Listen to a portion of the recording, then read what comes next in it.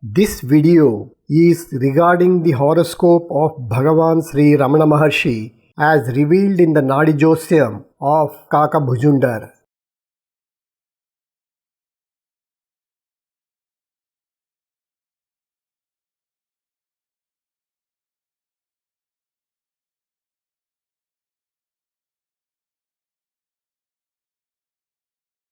What is Naadi Josyam or Naadi Astrology?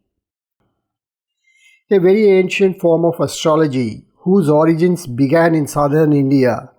Naadi astrology is based on an age-old belief that one can decipher the past, present and future of all humans through the text written on palm leaves. It is popularly believed that the great Hindu sages of the yore foresaw the past, present and future of all humans and hence recorded these on tree barks and palm leaves. Naadi astrology is practiced in the Tamil Nadu region as well as Kerala and other adjacent areas in South India.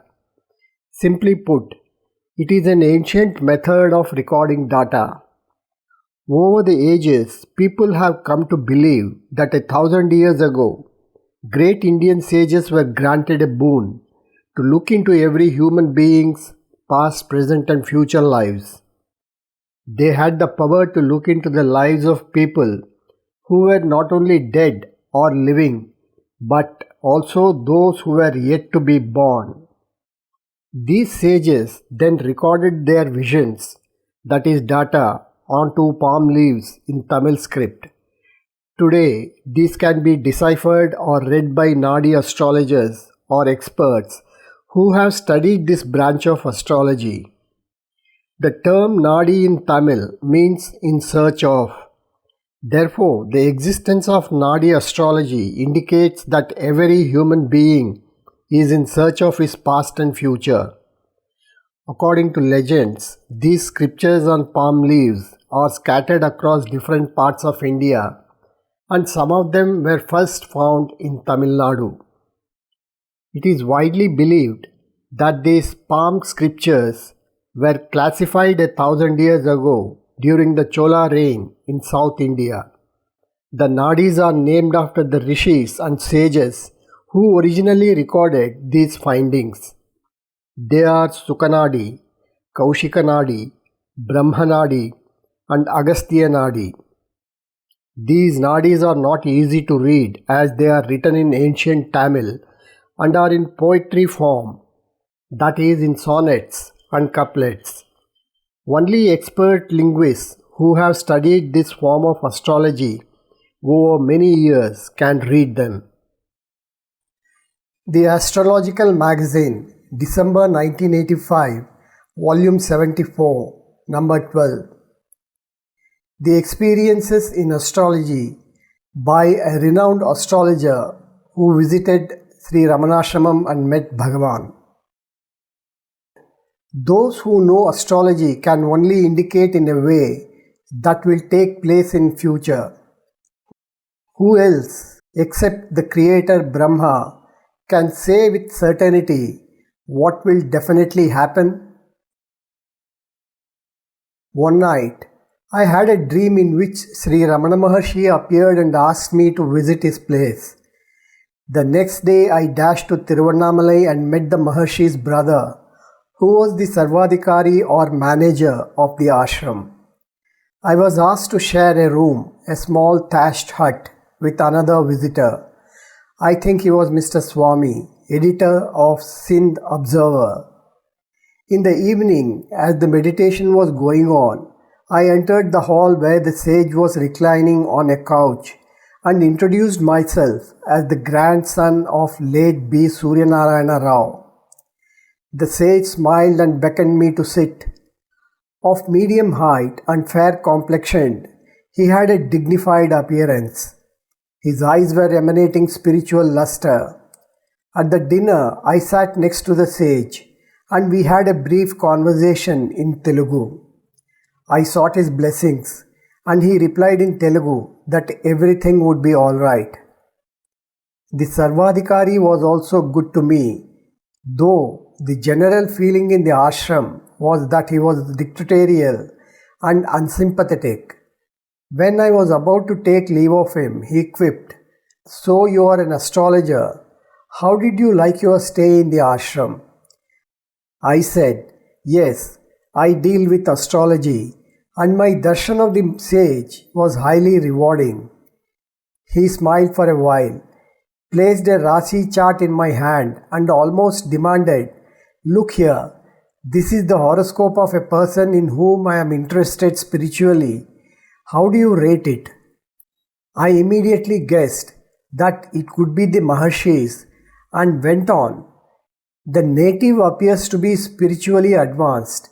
The situation of Saturn, the Yoga Karaka in the sixth, demonstrates the pitfalls and struggles the native had to face before attaining the peak of spiritual bliss.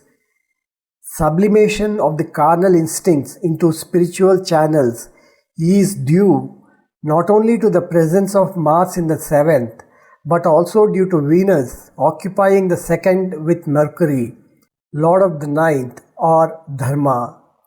The mischief that Mars could do as occupying the seventh has been offset by his being stationed in the constellation of Ketu, the Karaka for moksha. Jupiter aspecting the moon in the ninth weaned the mind of the subject away from the thought of sex. The sun and the moon, representing the soul and the mind, respectively, are in benefic signs and are fairly powerful, indicating the high degree of development and strength of mind. The sun is with Rahu. The native must have undergone an intense mental and spiritual struggle within himself before persevering reality. Years later, my analysis of the sage's horoscope was given in my book, Notable Horoscopes, wherein I concluded that the chart revealed that the sage belonged to the galaxy of those great sages and saints who have kept the light of India eternally burning. Remarks. This is an horoscope of an extraordinary man, hailed as Bhagavan by his innumerable disciples and admirers. The moon is the Atmakaraka and is very strongly placed in Vargottama, aspected powerfully by Jupiter, the divine planet.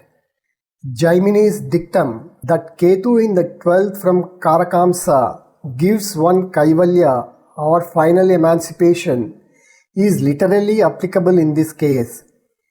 His spirit was not intellectual. On the contrary, he was a witness to the truth that is beyond intellectual comprehension. What are the combinations that made this simple, silent and frail human frame a superman? There are no outstanding Parivraja yogas, but the powerful Dharma Karmadhipa yoga involving Saturn and Jupiter, the latter planet occupying the mystic sign of Kumbha, which happens to be the fifth from Janma Lagna, plus the disposition of Ketu in the 12th from Karakamsa should give the clue to understand the personality of the sage. Mark the strength of the moon. He is in a benefic sign, Vargottama, and in the 9th from Lagna, unaspected by or unassociated with malefics like Saturn and Mars. But nevertheless, as the sun aspects the moon, the Maharshi must have subjected himself to long and preliminary discipline with the aim of attaining mental introversion, the first step towards self-realization. Sunny in the 6th no doubt indicates troubles and opposition during his own dasa, but Parivartana with Guru enabled the sage to overcome all obstacles. Buddha Dasa, which lasted from 1903 to 1920, must have been very important in his life. Buddha is Dharmadhipa, 9th Lord, from Lagna, and is in the 2nd Vrishchika, a secret sign, in association with Lagnadhipati, Sukra, and aspected by Kuja from the 7th house. This must have been a period of intense conflict between the inner I, the real, and the superimposed outer eye or ego. Buddha in the sixth from Chandra, given rise to a trace of Adi Yoga. The conflict between the forces of mass avidya or egoism, ignorance, fear and lust, and those of Mercury or jnana, true knowledge, so well indicated by the Shashtashtaka disposition of these planets, ultimately resulted through a process of self-discipline, self-analysis and questioning and searching within. Scorpio is self-realization or Brahma or Atmajnana. Another formidable aspect, no less important, in making the sage what he was, is the disposition of Jupiter and the Sun in the sixth and fourth bhavas respectively. His horoscope, when carefully studied, doubtless reveals that the Maharshi belongs to the galaxy of those great sages and saints who have kept the light of India eternally burning. Kaka Bhujundar and Ramana Maharshi. The Times of Astrology Magazine, April 1989, by N. Sundara Rajan. By the grace of God, recently a Tamil work containing the life reading of the great sage Ramana Maharshi of Tiruvannamalai in South India was brought to me by an astrologer lover. The work is an extract of the sage's horoscope readings as given in a famous Tamil Naadi work, Kaka Bhujundar Naadi. This reading is in the form of Tamil poems of 4 lines each and gives the date of birth, time of birth, place of birth, planetary positions, the Raasi chart and the balance of dasa at birth and the family background of the great Ramana Maharshi and other details now familiar to all his devotees. But a unique feature of this reading is it gives explanations as given by Goddess Parvati for the disease of cancer which afflicted the Maharshi in his later years and caused his demise. Apart from this, the readings contains many hitherto unknown details of great interest to astrologers and to devotees of Ramana Maharshi alike. Therefore, I consider it my good fortune to share this reading as given in the Tamil work with all.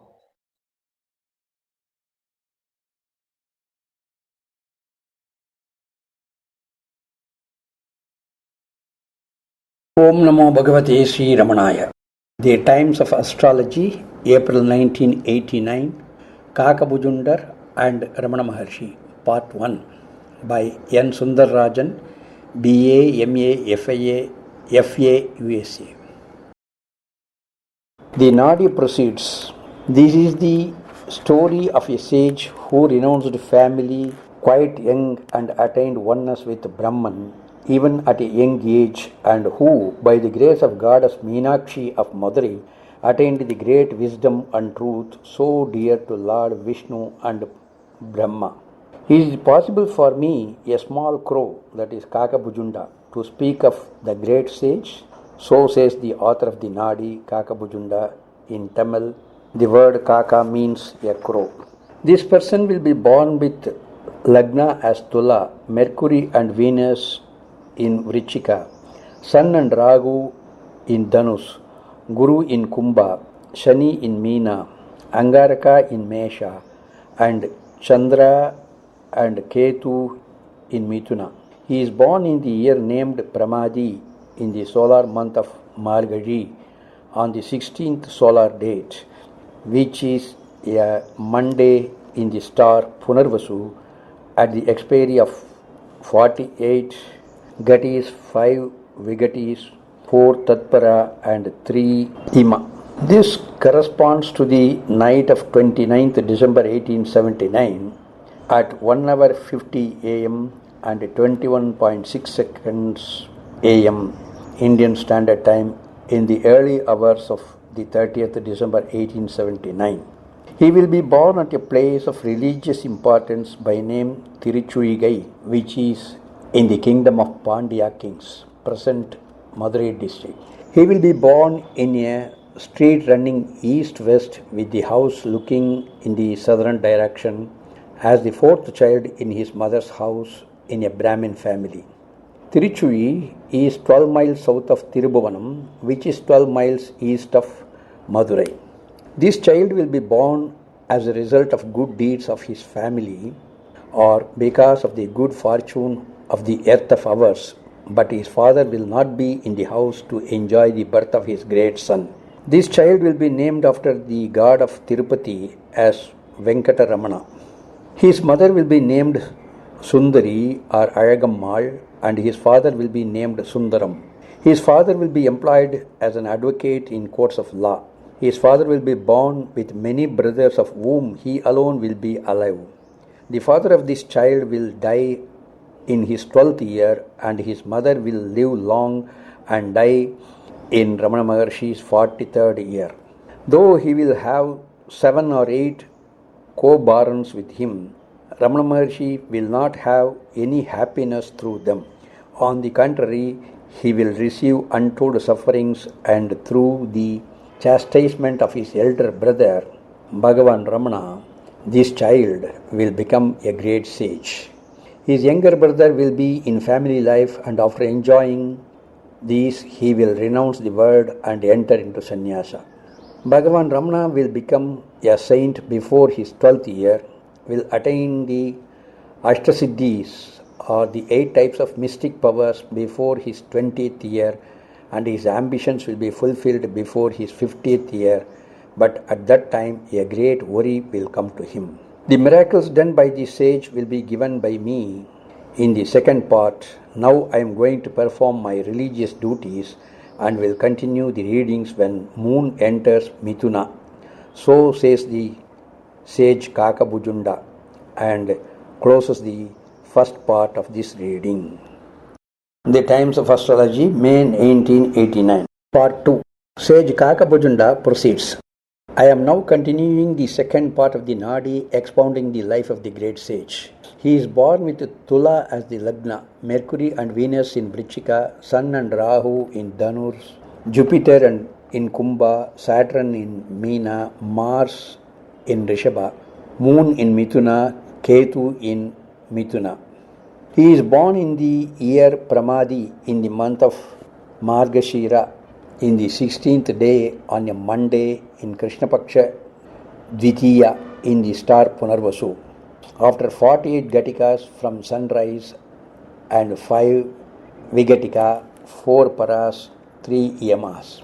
He will be born in the land of the Pandya kings in a place called Tiruchui.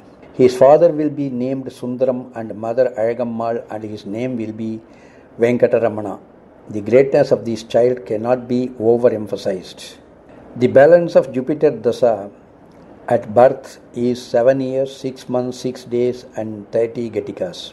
The balance in Venus Bhukti is 18 days and 30 Gatikas. At his time of birth, the celestials will express their joy by a shower of rain, and goddess Parvati will herself come to the room of delivery and help the mother.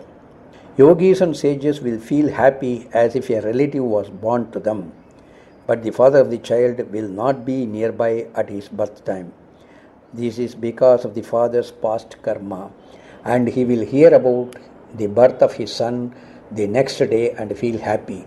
His father, who will be employed in a court of law, in a profession where truth will be made false and false will be made truth, and who can tell him that he is going to get a great sage as his son?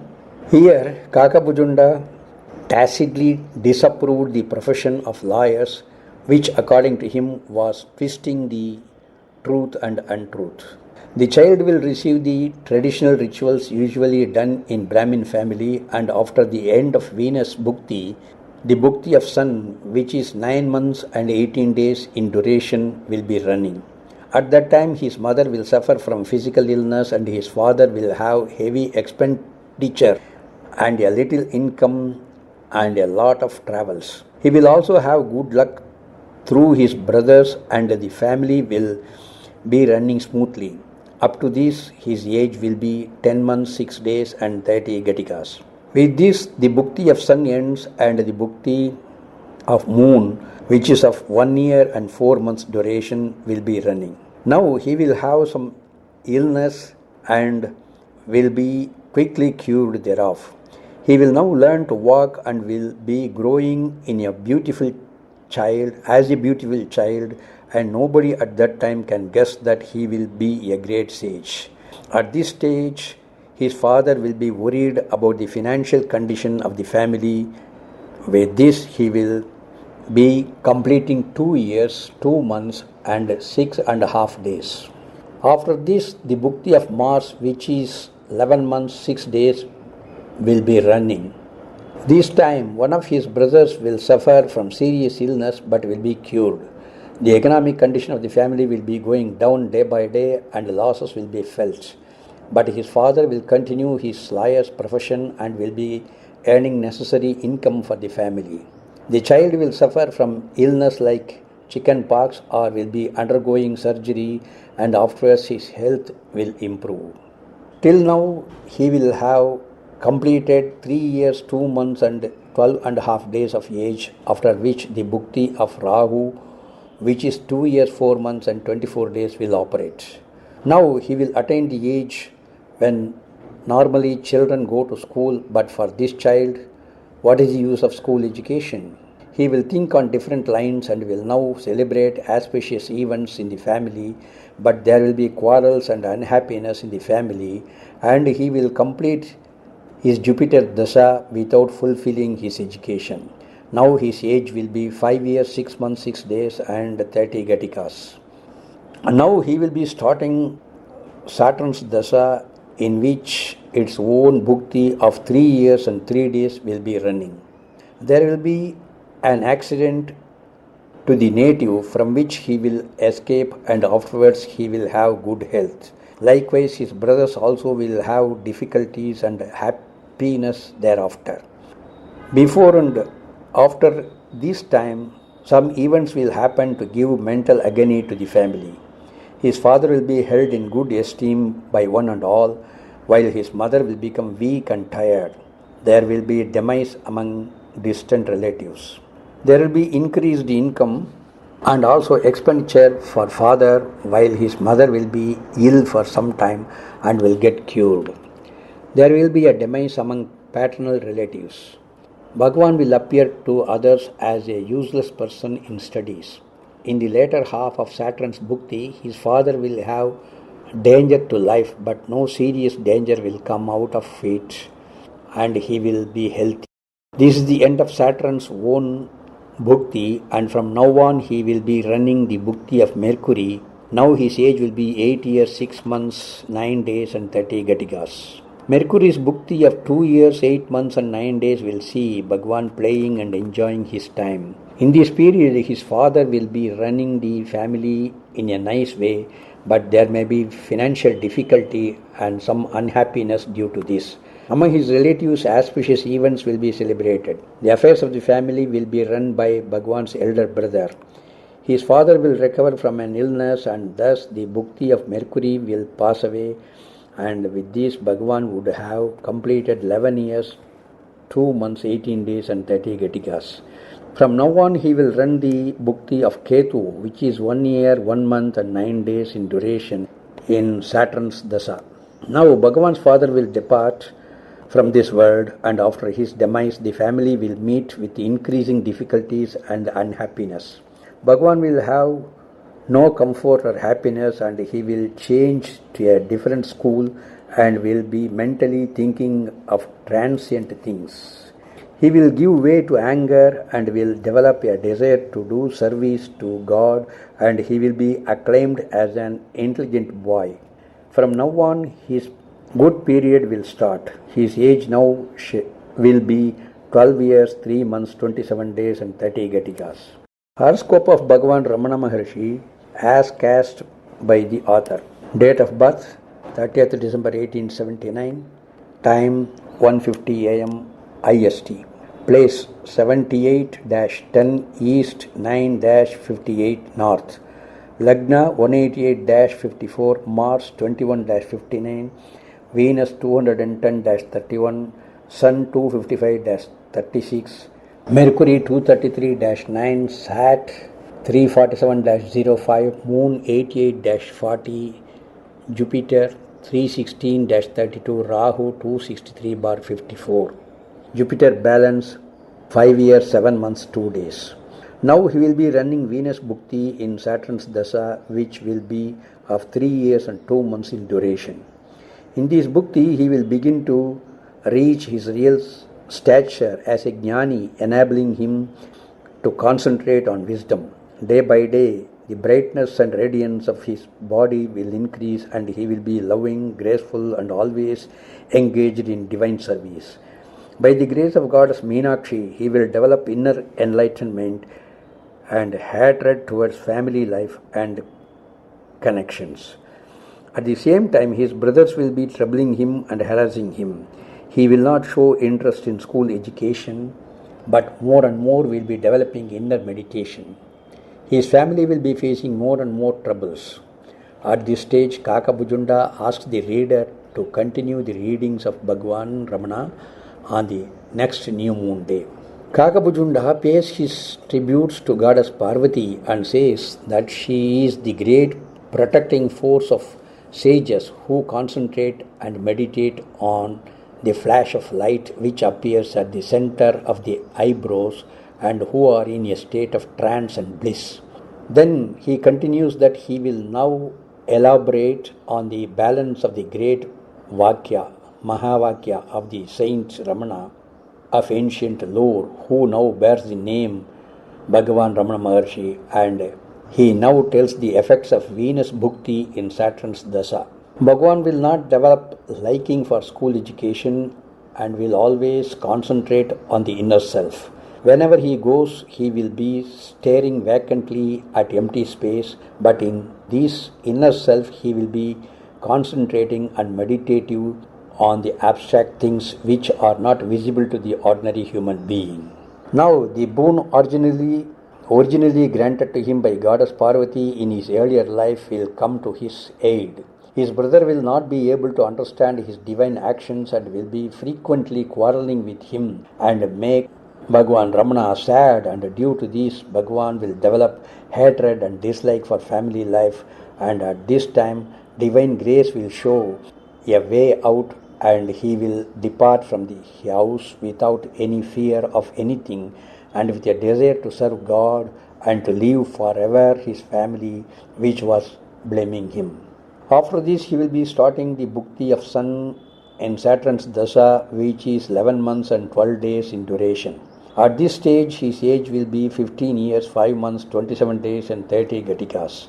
He will now reach the divine temple of Lord Shiva at the place where he stands in the form of fire, and now he will throw away his clothes, the sacred thread, and also will remove the tuft of hair on his head, and he will be spending his time along with devotees in the eastern and western entrances of the temple. Lord Shiva is said to have attained the form of a fire of mountain at Tiruvannamalai in Tamil Nadu, and this is one of the famous 5 sacred temples devoted to Lord Shiva, as the 5 elements of which fire is one. Part 3. The Times of Astrology, June 1989. In the earlier part of this article, Kaka Bhujundar gave the readings of Bhagavan Ramana up to the time of his arrival at Tiruvannamalai. Before continuing the Naadi readings, an analysis in depth of the predictive techniques of the Naadi regarding some of the minute details of the life of the Maharshi is worth a study. The Naadi states that the sage was born in a street running east-west with the house facing south. The Lagna in the Raasi chart is Tula, which represents west, and the Navamsa Lagna is Dhanus, which represents east. Therefore, he was born in a street which runs west to east. Since the starting direction is represented by Tula, which is west, the house must be facing south. You may ask why we should take Navamsa Lagna as well. All the astrological books asks us to read the Navamsa Lagna for the characteristics of the person concerned, his appearance, etc., and the Raasi Lagna for the birthplace. Logically, we have to combine both Rashi and Navamsa Lagnas to get at the birthplace. Similarly, the Navamsa Lagna contains Saturn and is the house of Jupiter. These factors indicate a Vaishnavite deity, and therefore the name of the child is given as Venkataramana. And the Naadi states that Bhagavan's father will be employed as an advocate in the court of law. Since Bhagavan is born during night, the significator for father is Saturn, and the natural Karaka for fathers is Sun. Both these planets occupy the house of Jupiter, and Jupiter occupies the fifth bhava in the house of Saturn. Satyacharya says that the sixth house indicates a court of law. Since Saturn, the Karaka of Bhagavan's father, occupies sixth bhava in the house of Jupiter and has exchanged houses with Jupiter, and also Sun occupies Jupiter's house, it is possible to interpret the father's profession as an advocate. Again, the Naadi says that Bhagavan will receive untold sufferings through his elder brother. Lagna Lord Venus represents Bhagavan, and the 11th from him, owned by Mercury, represents his elder brother. And Mars, who is the lord of the house occupied by Mercury, and Venus is aspecting both from the sixth house, that is the house of enmity. Therefore, his elder brother, who was with him, indicated by conjunction of Mercury and Venus, was always chastising Bhagavan and troubling him. The Naadi says his father will die in his, that is Bhagavan's 12th year, and mother at the Bhagavan's 43rd year. This is probably because in his 12th year, Jupiter will transit the 12th sign from his natal position in the horoscope, that is Makara, which will be the 8th from 9th, indicating father's death. Similarly, in his 43rd year, Saturn will be transiting Simha, which is 8th from 4th, indicating mother's death. But the Naadi has obviously taken into consideration the poor longevity of the father compared to that of mother by taking into consideration other factors in the horoscope. By Dasha Bhukti, in his 12th year, Bhagavan was running Saturn Dasha, Ketu Bhukti. Since Ketu occupies the 7th from Pitrukaraka, Sun, and the 4th from Saturn, a Makara position, the Naadi predicts the death of father. Similarly, in his 43rd year, Bhagavan was running Ketu Dasha and the Bhukti of Sun and Moon.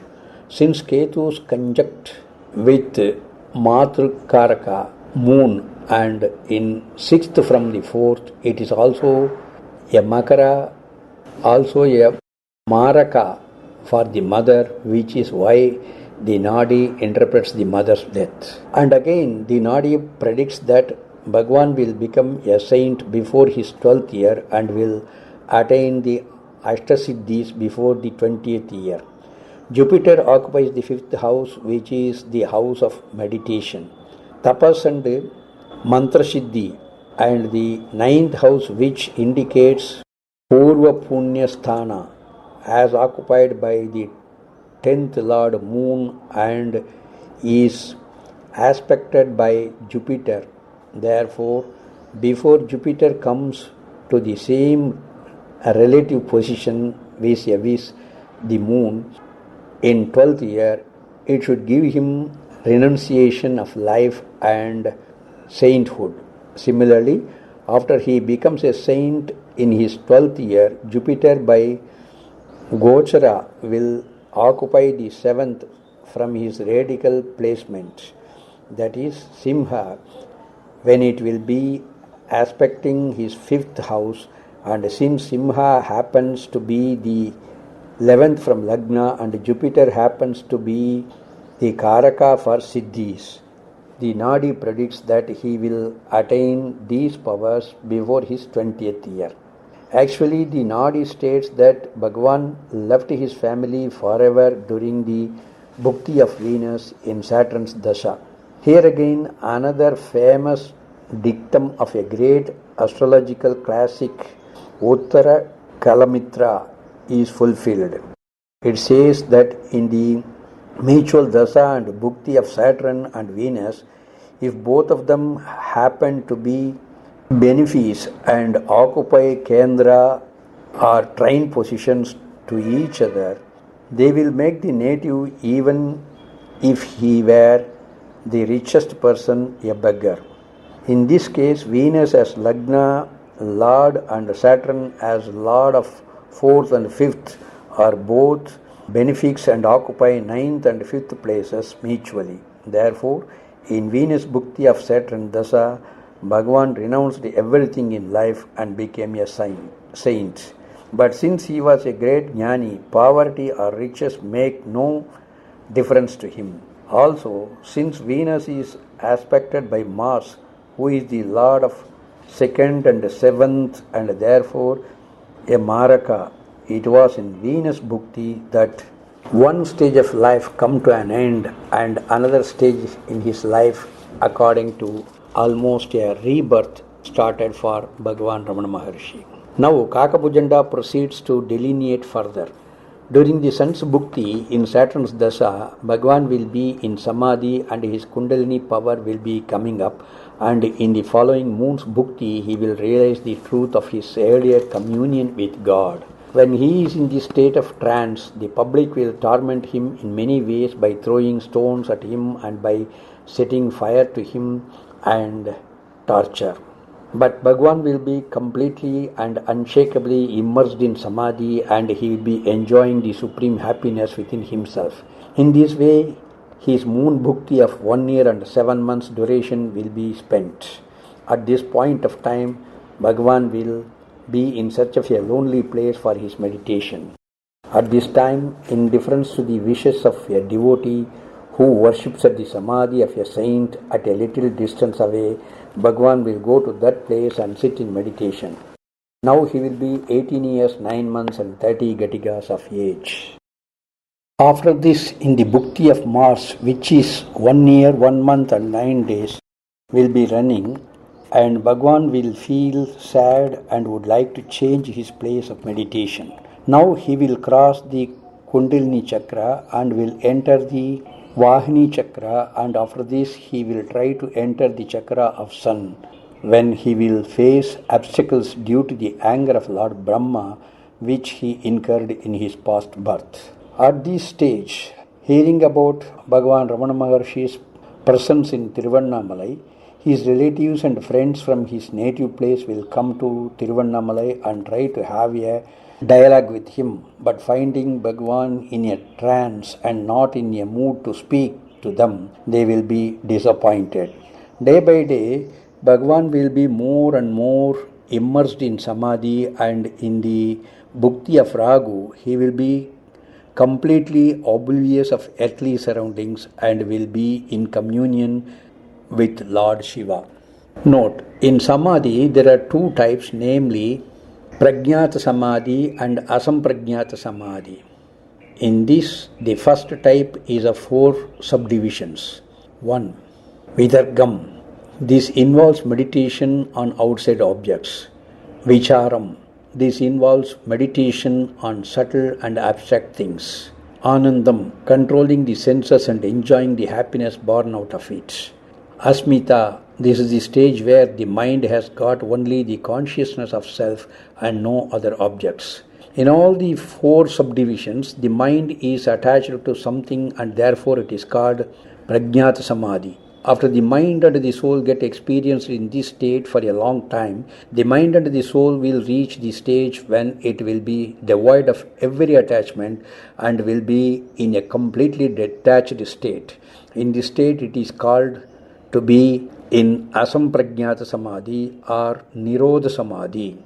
As the yogi advances in his spiritual evolution, he will be tempted by various siddhis and also he will be tempted by the luxury of life in Devaloka and other worlds. But transcending the above, the yogi who aims at Purusha Sakshatkara will be the real yogi who realizes God. End of note. In the following portions of Bhujandar's readings, the details of how Bhagavan Ramana crossed step by step and reached the final stage is mentioned. Now Bhagavan will be 19 years, 1 month, 18 days and 30 Gatikas old. After this, Rahu Bhukti will be running and this will be 2 years, 10 months and 6 days in extent. Now, crowds of devotees will be coming to have his darshan and to escape the disturbance to his concentration. Bhagavan will be searching several places in and around Tiruvannamalai and finally he will sit in a room undaunted by any external disturbances. Now he will be in a sleepless state of samadhi and will realize the world in himself and himself in the world and will find that apart and away from himself no other objects or life exists.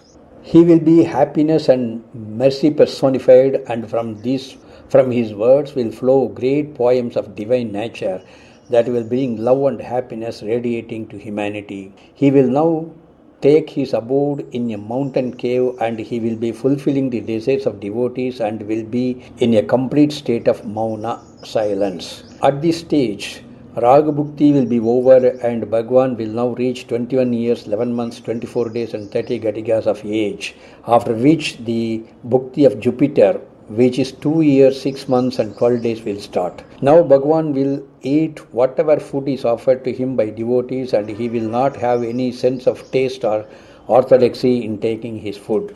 He will also change his place of meditation but will not go out of the limits of Tiruvannamalai. At this time he will have suffering from illness and other troubles to his body, but Bhagwan will be least perturbed by these things and he will be traversing like a man possessed by devils, unmindful of his bodily sufferings. Note: at this stage it is appropriate to point out the qualifications of a Jivan Mukta as given in ancient texts like Kaivalyam. The Jnanis or Jivan Muktas are classified into 4 types.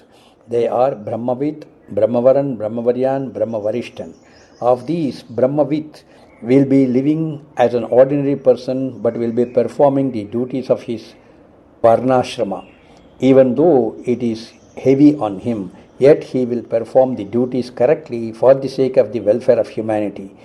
Even if he is worried by the desires, he will forget them instantaneously and will not focus his mind on these matters and will be living his life with complete detachment like a drop of water on a lotus leaf. He will live like an ordinary person without exhibiting his scholarship and he will be always bubbling with inner happiness and peace of mind and will be engaged in activities like trade or business, or he may be a king, or he may go to forest and do tapas, or he may live by begging. He will not think of the past nor will he think of saving for tomorrow, but will enjoy what comes to him today and will not be deterred or affected if the sun turns into the moon or if the dead person comes back to life. They will be unaffected by good or bad and will be silent witnesses to worldly happenings. The other 3 types of Jivan Muktas will be in a state of Samadhi. Of these, the Brahmavaran will be traveling far and wide. The Varyan will be known to other people, whereas the Varishtan will be invisible to others.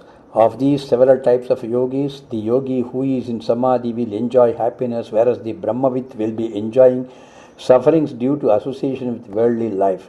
If it is asked how the Brahmavit who lives like an ordinary mortal can escape the cycle of birth and rebirth, the answer is that the sky, though consists of many objects like the sun, the moon, the stars, yet they will all exist together though unattached. Similarly, both the Jivan Mukta and the ordinary human live side by side. By worshipping the Jivan Mukta, the ordinary human being gets the good effects of observing all the religious festivals and rites prescribed in the Shastras, and he also attains Mukti. The Jnani burns Sanchita Karma by his Jnana.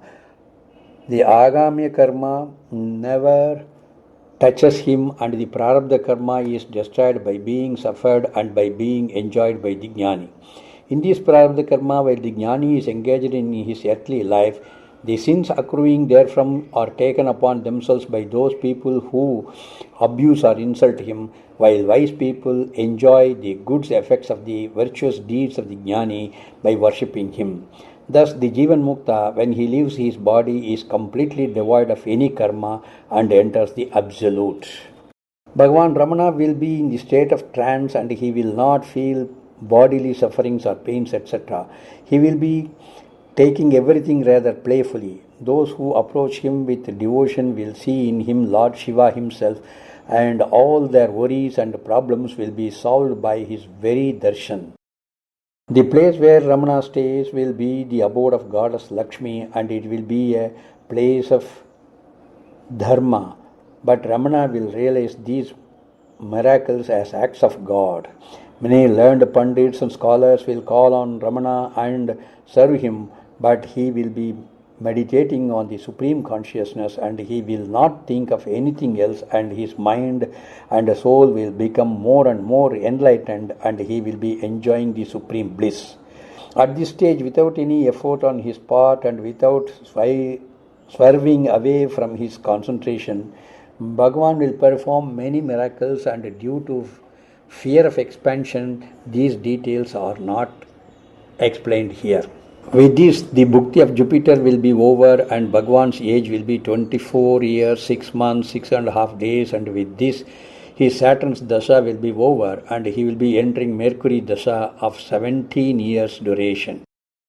In this, the bhukti of Mercury will now start, and this will be for 2 years, 4 months and 27 days. In the first half of the bhukti, Bhagavan would like solitude and will be surrounded by elderly people. His eyes and mind will be motionless and he will be meditating on the space between the eyebrows. At this stage, Bhagavan will appear like any other ordinary mortal to the world, but he will himself be concentrating on the inner self, and his mental sophistication will be of very high standard, which will make even the celestials to come and serve him willingly. At this stage, he will have darshan of goddess Parvati. All the outer and inner organs of Bhagavan will be still and motionless. Lord Shiva and goddess Parvati will take care of Bhagavan's comforts and requirements and will make him happy. Though Bhagavan will be aware of this, he will not exhibit his greatness, and his greatness will be known to Lord Shiva and goddess Parvati and not to others. Part 4. The Times of Astrology, July 1989. Kaka Bhujundar says that it would appear impossible for him with the black body of a crow to measure and extol the virtues of Bhagavan Ramana, and hastens to add that Sri Ramana was a great saint who would give unlimited happiness even to great and incomparable persons. In the later half of Mercury's bhukti, Bhagavan will be in a highly blissful trance, and at that time he will have direct darshan of goddess Parvati, and he will be completely oblivious of any sensations of bodily attachments, and the karmas of devotees who come and worship him will disappear according to their intensity of bhakti. And though Bhagavan will be conscious of these miracles, he will not attribute any of these good things to his own greatness, but he will think that all these effects are directly due to the grace of God. At this time, many hurdles will be placed in his path by Lord Brahma, but Bhagavan will be taking cover under the noble thought that the hurdles will be removed by the grace of Lord Shiva. At this stage, Bhagavan will be like a proverbial Kamadhenu, and daily many people will be fed at his place, and this his Mercury's own bhukti in Mercury's dasha will end.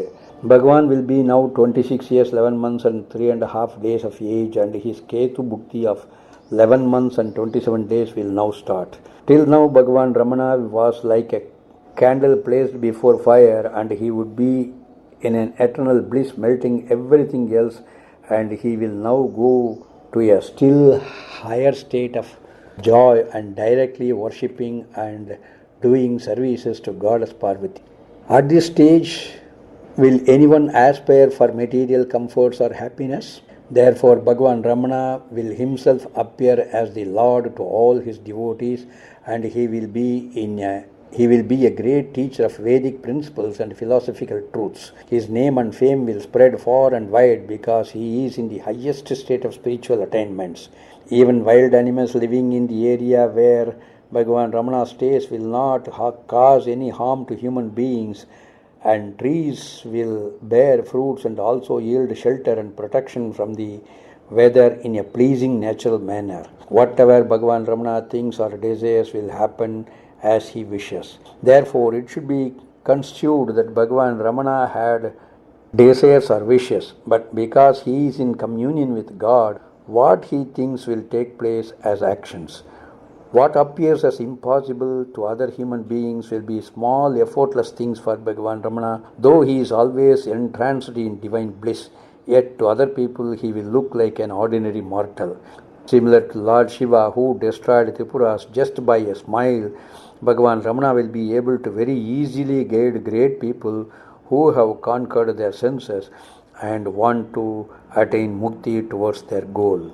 Though Bhagavan Ramana will be always walking in the interior and inaccessible places in the forests of Tiruvannamalai, yet he will be even while walking in such a state where his inner and outer self could not be distinguished.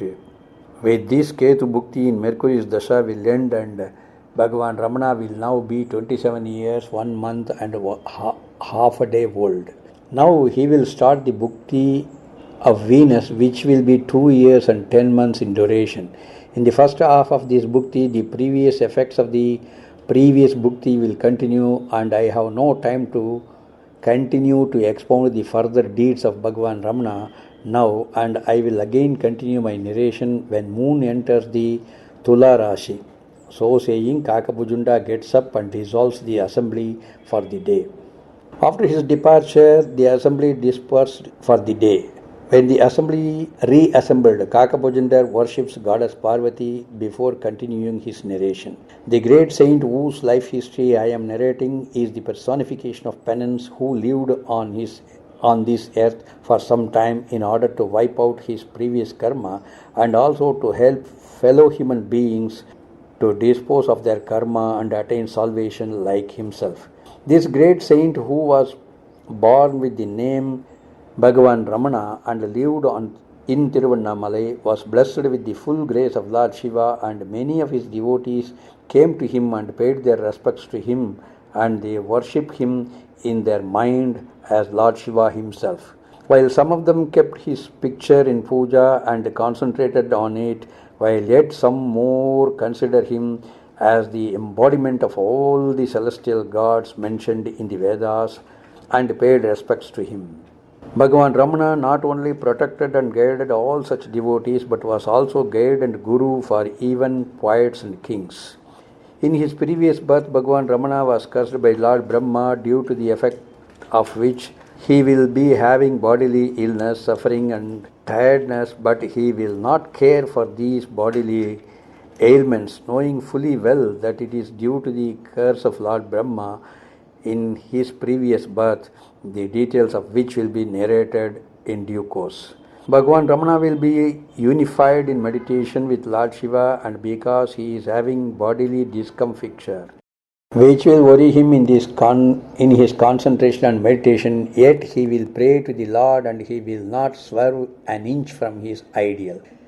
Because Bhagavan Ramana will be in the presence of the Lord in his mental insight, he will be able to sway at a glance the entire universe like a sparrow. He is able to see from a height while flying the entire world, and he will be in a unified conscious state of mind where he will be one with the universe.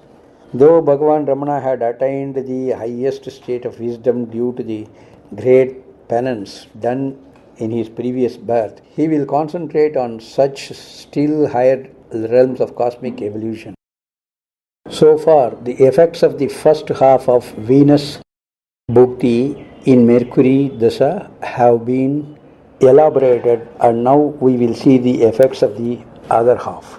Bhagavan Ramana will stick firmly to the foot of Lord Shiva in his pursuit of higher realms of cosmic consciousness, and this stage of his mental faculty cannot be easily described or understood by anyone. Though Bhagavan Ramana will try to reach the highest state of supreme consciousness, which even great sages and saints will find difficult, yet his physical body will be a hindrance to this. But a cobra would like to enter the place where fragrant flowers are kept, waiting for an opportunity. Similarly, Bhagavan Ramana will wait till he attains the highest state of wisdom. Though his efforts to reach the highest state will be destroyed at each and every step by his bodily disease and infirmity, he will make sincere and honest efforts whenever his weak body permits it, knowing fully well that this is all due to the effects of his past karma. He will make slow and steady efforts to go up towards the highest state inch by inch, and it is not possible for me, says Kaka Bhujundar, to extol the greatness of this sage. The optical nerve, which opens out from the brain, splits into two nerves, which in turn gives the power of sight to each eye. Those who want to attain the supreme consciousness should enter the point which is the junction of these two nerves, and through the junction point they should enter the point of the spinal cord where it joins the special nerve junction, and when they are able to reach this point of intuitive insight, they will be able to attain external bliss, and they will be able to enjoy and bathe in the state of external joy. In this silent state, Bhagavan Ramana will be constantly endeavoring to reach the highest state, but his physical illness will be increasing day by day and will be constantly standing in the way of his further evolution. Though several people will approach him, he will not be really visible to his true perspective to those who came to see him out of idle curiosity, but to other people who come to him with sincere devotion, he will be the great healer of all their troubles and sufferings, and he will give them joy and happiness and will solve their problems and also try to take them up into higher realms of their mental capacities. Even those great saints who observe great tapas will be able to see in their supreme consciousness only Bhagavan Ramana due to the grace of Lord Shiva. Bhagavan Ramana in his meditation and super conscious state will be one among few people blessed like this. The various routes of reaching God or salvation will be easily explained by Bhagavan Ramana to his devotees silently, without speech, even by the very sight of his eye power, just as Lord Shiva took the form of Sri Dakshinamurti and silently gave wisdom to the four great saints of Sanakas, etc. The story of the great sage Bhagavan Ramana has many branches, each one being sweet and extensive, and if I want to tell all this, it will be impossible. But, O Goddess Parvati, you will be directly visible in Ramana's mind and will be guiding him towards higher states of salvation, and Bhagavan Ramana will be immersed in the supreme joy of your grace, and all the obstacles in the way will now be removed, and with this Venus Bhukti will end and the Bhukti of Sun will start, and Bhagavan Ramana's age will be now 30 years, 9 months and half a day. Kaka Bhujundar and Ramana Maharshi, Part 5, The Times of Astrology, August issue 1989, by N. Sundararajan, BA, MA, FA, USA. Continued from July 1989 issue. Mostly the same effects that took place in the previous bhukti will now repeat. Bhagavan Ramana will bless every one of his devotees, but still the agony of his bodily disease will manifest itself. Bhagavan Ramana will, however, completely ignore the disease and the pain and suffering it causes to his physical body, and he will be concentrating on the supreme goal, considering it as the be all and end all of life.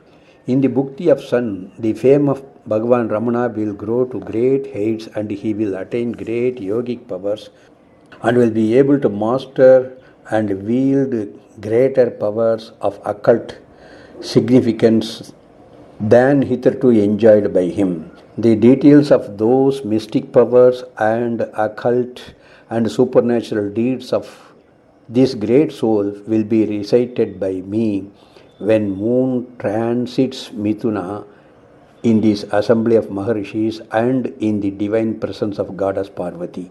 So saying, Kaka Bhujundar left this assembly of sages to perform his rituals. But at the appointed time, Kaka Bhujundar did not arrive at the divine assembly presided over by Parvati to continue the narration of the great Ramana Maharshi, who had already reached the greatest heights of spiritual elevation hitherto not seen by the celestials and devotees, and God superior to those celestials, nor even by those sugunas, people who were endowed with almost all the powers of God and his mighty qualities. But who, that is Bhagavan Ramana, still was attempting to reach greater heights, so proceeds the Naadi.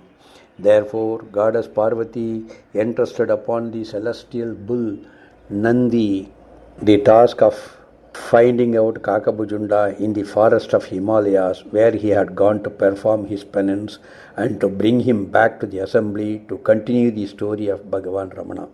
Immediately Nandideva hastened and found out Kaka Bhujundar, who was in the body of crow, and told him of the divine ordinance. Immediately on being apprised of the divine wish, Kaka Bhujundar told Nandideva that he will post haste arrive at the divine assembly, and also telepathically invited all the sages doing penance in forest, and Brahma, Vishnu, and all other sages and celestials to come to the assembly to listen to the narration of Bhagavan Ramana's life, and all those celestials arrived upon the mount of Kailash where Goddess Parvati was holding her divine assembly. Note: hitherto Kaka Bhujundar was narrating the story of Bhagavan Ramana in a limited assembly of limited audience, but now, cognizing the importance of the continuation part of the narrative, Bhujundar convened a bigger assembly. End of note. All the great personages of the assembly were offered seats suiting their status by Goddess Parvati, who also talked sweet words to them, and thus the assembly resembled a miniature paradise. And in the august assembly, Kaka Bhujundar rose and, pursuing majestically the great celestials and other sages and saints assembled there, continued the narration of the life story of Bhagavan Ramana. Kaka Bhujundar told the new invitees, I had so far recited the life story of a great Jnani, man of wisdom, which was very pleasant to the intellect and mind of all of us. I had invited you now to hear from you whether the story of this great Jnana Siddha, one who had attained the supreme powers of wisdom, may please you, and I shall retell to those of you who had not been here before. Hearing this, all the new invitees uniformly bade Bhujundar to recite to them again the story hitherto told, and Kaka Bhujundar obliged and retold the narrative up to the previous sitting of the assembly. Kaka Bhujundar retold the incidents of the life of Ramana up to the Bhukti of Sun in Mercury's Dasha, and the entire assembly of celestials and sages were in great ecstasy on hearing the story. Not stopping with this, the celestials showered rain of fragrant flowers on the assemblage to express their joy at hearing the divine story of Bhagavan Ramana and also raised a chorus in one voice. Let the fame and name of the great Ramana Maharshi of Tiruvannamalai live till the sky and earth and universe lives. We all bless him. When the Bhujunda told the part of the story dealing with Bhagavan Ramana's bodily disease and the great physical agony it was causing him, though he was completely oblivious of its pangs, the celestials inquired the goddess Parvati two questions. The first was, Bhagavan Ramana was no ordinary saint, but one who had reached greatest heights than many other sages and even celestials. If such a great personage should fall a victim to a crippling and painful disease, what will be the fate of other mortals who desire to concentrate and meditate on God, but yet who will be able who will be liable to such incapacitating physical ailments? The second question was, you, Goddess Parvati, yourself have given direct darshan to Bhagavan Ramana in his meditational trance state. How then you had blessed him, and also Lord Shiva, your master, had also blessed him, such a disease caused perhaps by the karma of a previous birth of Ramana could pester him? Is it not true that the karmas of the jnani get dissolved in the ocean of wisdom? How come then that karma still follows the great yogi and jnani in the form of physical disease, and how then could he attain the highest state, namely liberation of the soul from the cycle of birth and death? Questioned thus by the great celestials and sages, Goddess Parvati clarifies their doubts on the occurrence of such a dreadful disease as cancer in the body of such a divine personage. Thus, Goddess Parvati said, in his previous birth, Ramana incurred a curse from Brahma, the creator. Also, Ramana never attempted to treat his disease, being in a high state of physical obliviousness, and he never resided in his physical body, but was in a bodiless state outside of his body due to extreme intellectual concentration on me. These factors were responsible for the continuation of his disease. But the celestials were not so easily satisfied with these explanations and of Goddess Parvati and questioned her further thus. You say that the sage is oblivious of his body and lives in bodiless state in constant communion with you. If he is in such a bodiless state of existence, how then could the effects of karma pertaining to the body trouble this bodiless sage? Or is it your divine desire, O Goddess, that even he had trained the highest state of liberation of soul and resides in constant communion with you, still is it your divine ordinance that he should enjoy the karmas of previous birth? If this is so, how can anyone attain salvation, moksha? Questioned thus by the great rishis and celestials, Parvati replied, O great sages of unlimited wisdom, Bhagavan Ramana had taken several births before, and if I were to recite here all the previous karmas accumulated in his previous births, time will not suffice. Therefore, I shall limit myself with the effects of the immediate prior birth to the present birth of this Bhagavan Ramana Maharshi. In his previous birth, he was born as one of the sons of Janaka. Having renounced life even at a young age, he went to the mountains and sat in meditation and penance for several years on my master Lord Shiva. At that time, many celestials and Lord Vishnu appeared in response to his meditation, but he was not after them, as he wanted to see only Lord Shiva.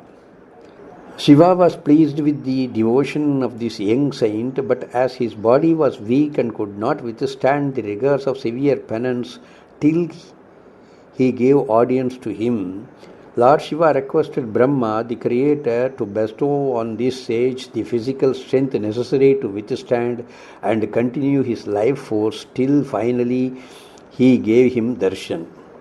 Lord Brahma immediately took in his hand a divine vessel containing holy water, that is Kamandalam, and went to the abode of the sage, and finding that the sage was dwelling in the concentration on the Brahmarandra, the closet between the two eyebrows, which resembles a multiplated lotus flower. Brahma opened the Brahmarandra and appeared in the vision of the yogi. Note: before continuing the narrative of Goddess Parvati, it is necessary to explain in brief the importance of Brahmarandra in yogic practice. The Brahmarandra is variously described in yogic literature as Sahasradala Padma or the thousand petaled lotus, the Kapala Dwara or the door in the head, etc. It is said to be the space inside the forehead in the exact mid space between the eyebrows, and one who aspires to reach God or attain salvation from the cycle of life and death is ordained to concentrate his inward sight on the space, which is then said to open when he attains samadhi or trance. At this moment, the yogi is said to attain all the 8 kinds of supernatural powers, Ashtasiddhis, but ignoring them, if he proceeds further in his outward pursuit, he will be able to communicate with the Lord. It is stated that great yogis and sages and jnanis leave their bodies or mortal coils from this seat in the head, whereas all others leave their bodies from one of the 9 outlets of the body, like ear, eye, etc. The Bhagavad Gita says that if a yogi through his practice leaves the body from this spot, concentrating on the Lord, he reaches the feet of the Almighty. This spot, that is Brahmarandra, will normally be closer to ordinary human beings, and it can only be opened through yoga, penance, and meditation. This spot has to be reached by yoga practitioners through eruption of the Kundalini Shakti or the serpentine power through the spinal cord from the base of the abdomen below the navel. This is called Brahmadanda, that is, the spinal cord is called Brahmadanda, and it is said to be controlled by Lord Brahma, the creator. So also the Brahmarandra is also owned by Brahma. Since Bhagavan Ramana was shrinking his entire life force in this spot and concentrating thereon, Lord Brahma opened this door, that is Brahmarandra, owned by him, in order to reach the cognizance of Bhagavan Ramana in his previous birth. Now, to continue, Goddess Parvati talked to the celestials. When Brahma opened the Brahmarandra and appeared before the saint, he detested and abhorred the sight of Lord Brahma, whereas he was concentrating on Lord Shiva. Looking at Brahma with contempt, the sage remarked, "Have you forgotten the punishment meted out to you by the son of Shiva, Subramanya? Because of your ignorance, you have come here and disturbed me. Go away if you want to save your head. If you want to save your heads." Note: in days of yore, when Lord Subramanya, the son of Lord Shiva, was sitting in the mount of Kailash, where the celestials paid their homage to his father, Lord Shiva, one day Brahma went this way and did not pay his respect to Lord Subramanya. The son of Shiva asked Brahma, "Who are you?" To which Brahma replied, "I am the celestial of the worlds." Subramanya quipped, "Do you know the meaning of Om, the Pranava mono symbol?" Lord Brahma was unable to answer, and immediately Lord Subramanya imprisoned him in the mountain till Lord Shiva knew of this and bade him release Brahma.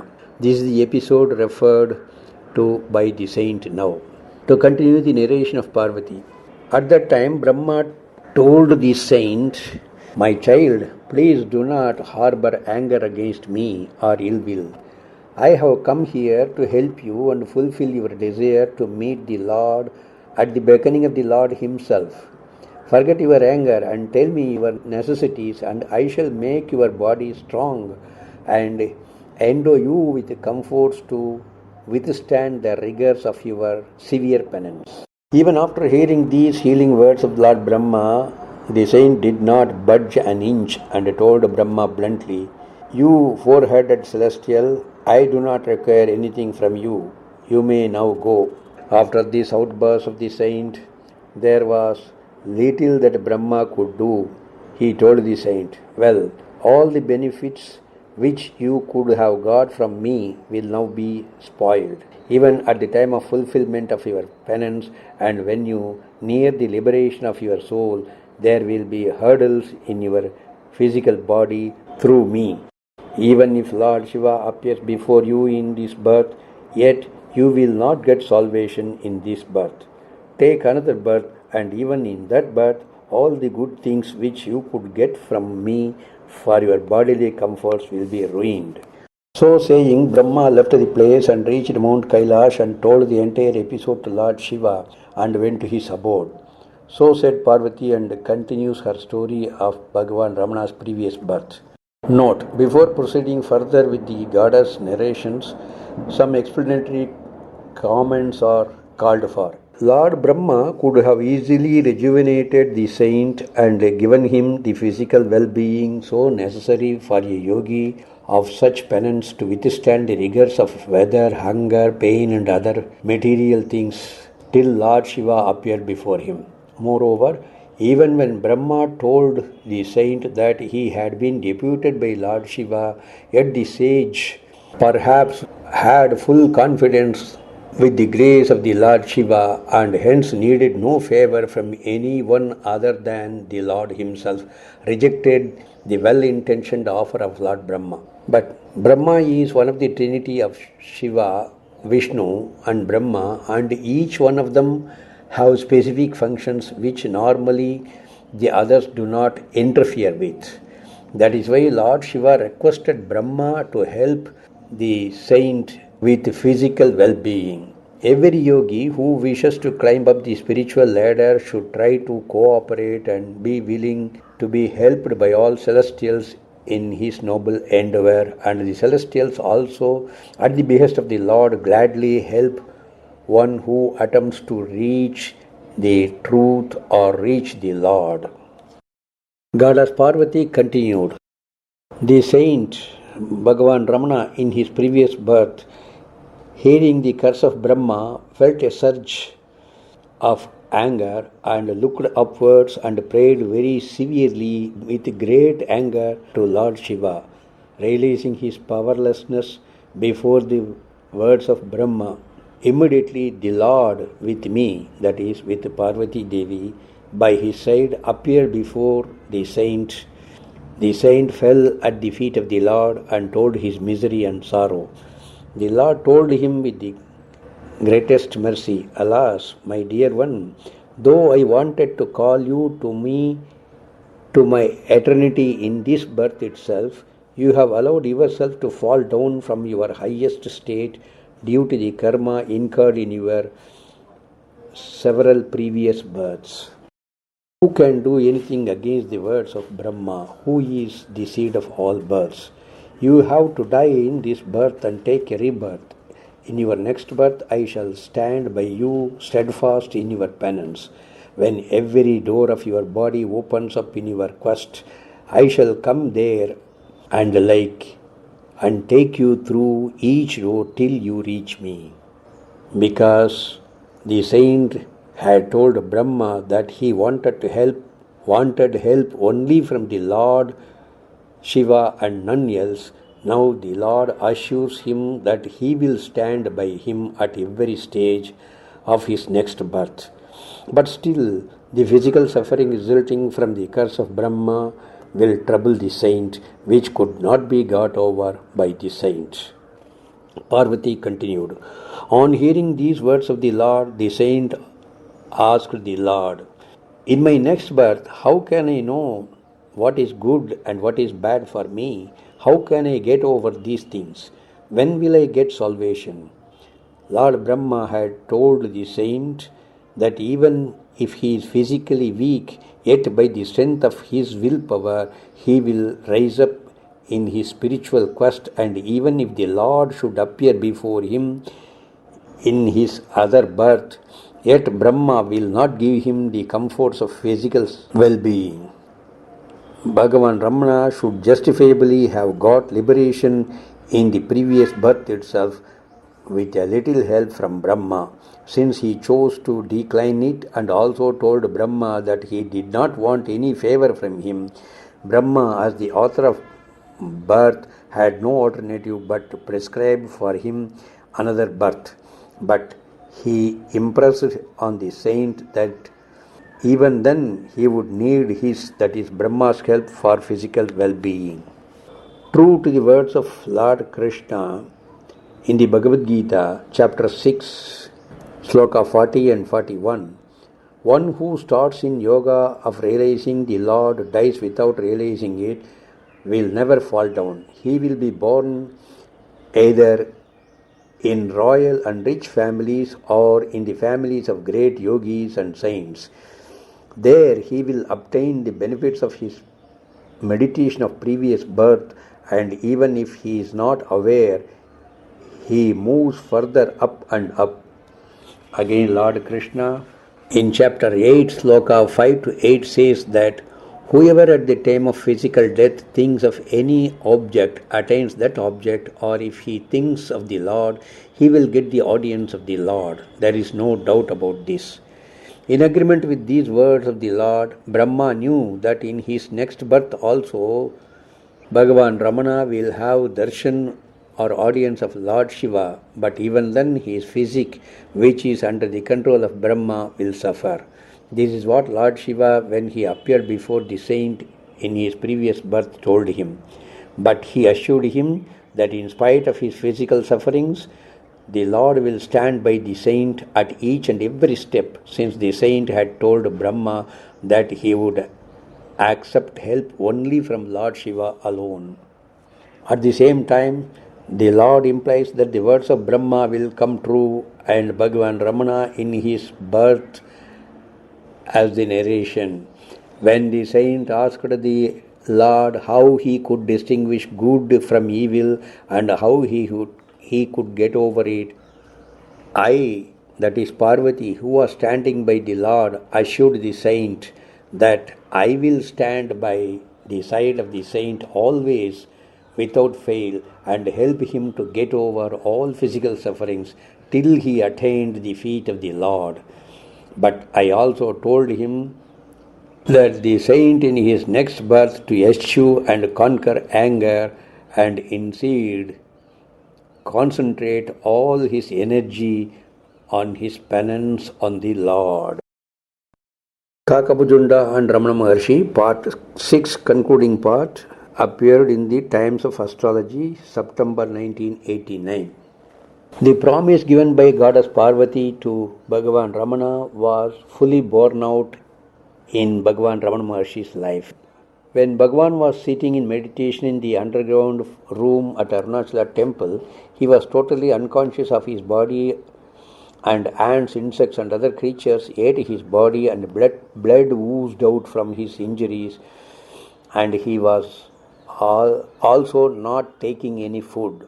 In those days, an old woman visited him every day and washed his nose, eyes, mouth and other places where the insects had bitten him, and also opened his mouth and with a spoon fed him with milk and protected him. Similarly, another old lady also came to him daily and gave him food every day, and she took her food only after the Saint Ramana had taken his food. These old ladies were none other than Goddess Parvati herself. Now Goddess Parvati gave a piece of advice to Bhagavan Ramana in his previous birth. Many people had defeated all their enemies and attained great fame and name, but even these people had fallen a victim to anger and actions born out of anger which were not suited to their status. Therefore, they underwent difficulties and hardships. Therefore, O great saint, in your next birth you do not become a victim of anger as you did in this birth and spend all your energy and devotion on meditation.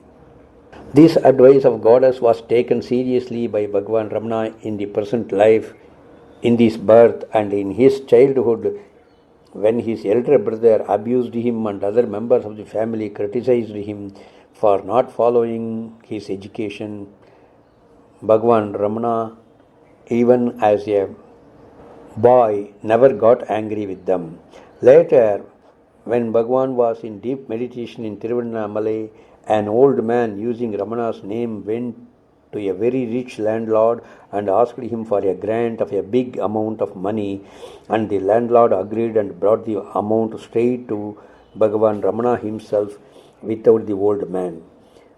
But Bhagavan Ramana asked the rich man to take back the money, telling him that he could bring it back when asked by him later. The old man came a little later after the rich man had taken back the money, and when he learnt about it, he became very angry and he abused Bhagavan Ramana by many words and also spat on Bhagavan's face. But Bhagavan Ramana just smiled and continued his meditation. Can there be any more evidence of the conquest of anger by Bhagavan Ramana?